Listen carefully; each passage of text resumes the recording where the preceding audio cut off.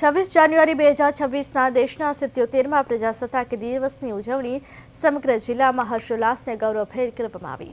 જૂનાગઢ જિલ્લાની મુખ્ય પ્રજાસત્તાક દિવસની ઉજવણી કેશોદ ખાતે યોજાઈ। કાર્યક્રમ દરમિયાન જિલ્લા કલેક્ટર અનિલ રાણાવસિયાએ રાષ્ટ્રધ્વજ લહેરાવી સલામી આપી। નાગરિકોને આપણા કર્તવ્યોનું નિષ્ઠાપૂર્વક પાલન કરી રાષ્ટ્ર નિર્માણમાં યોગદાન આપવાનો સંદેશ પાઠવ્યો। આ પ્રસંગે વિવિધ ક્ષેત્રોમાં નોંધપાત્ર સેવા આપનાર 23 કર્મયોગીઓને સન્માનિત કરવામાં આવ્યા। સાથે જ પર્યાવરણ સંરક્ષણના હેતુસર ખાસ વૃક્ષારોપણ કાર્યક્રમ પણ યોજાયો। કેશોદના વિકાસ માટે ₹25 લાખનો ચેક આપવામાં આવ્યો હોવાનું જિલ્લા કલેક્ટરે જણાવ્યું, જેના દ્વારા કેશોદમાં વિવિધ વિકાસ કાર્યો હાથ ધરવામાં આવશે। સાથે જ કેશોદ એરપોર્ટના વિસ્તરણની યોજનાની પણ જાહેરાત કરવામાં આવી।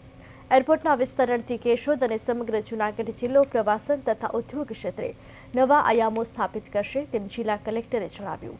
કાર્યક્રમમાં કેશોદના ધારાસભ્ય દેવાભાઈ માલમ, નગરપાલિકા પ્રમુખ મેહુલ ગોંડલિયા, એસપી સુબોધ ઓડેદરા સહિતના આગેવાનો, અધિકારીઓ, મોટી સંખ્યામાં નાગરિકો ઉપસ્થિત રહ્યા।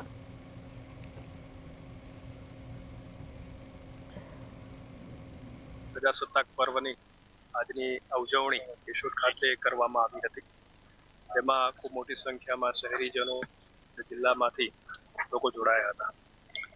આ તકે ધારાસભ્યશ્રી, પદાધિકારીગણ, અધિકારીગણ, પોલીસ, એનસીસી કેડેટના જવાનો પણ જોડાયા હતા।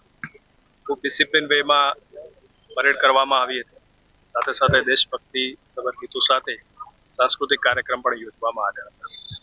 સમગ્ર જે વાતાવરણ છે એ દેશભક્તિમય પ્રસ્તુત થયું હતું। ઉપરાંત જિલ્લામાંથી તાલુકા કેશોદને 25 લાખની ગ્રાન્ટ આપવામાં આવી છે, જેનાથી ભવિષ્યમાં વિકાસના કામો લોકોને ભેટ આપવામાં આવશે।